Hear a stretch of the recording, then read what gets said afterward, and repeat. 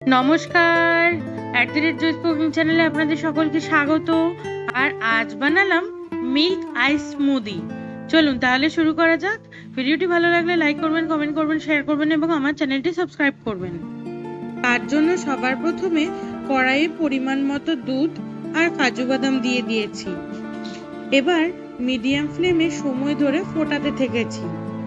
আর এই দুধ ফোটানোর সময় আপনারাও মাঝে মধ্যে এক দুবার নেড়ে দেবেন, নইলে তলায় লেগে যেতে পারে।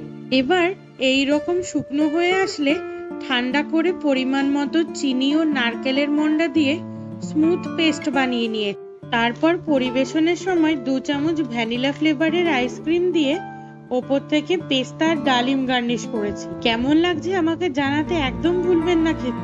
বিশ্বাস করুন, এর যা স্বাদ যে কোনো দোকানের আইসক্রিমকে হার মানাতে পারে।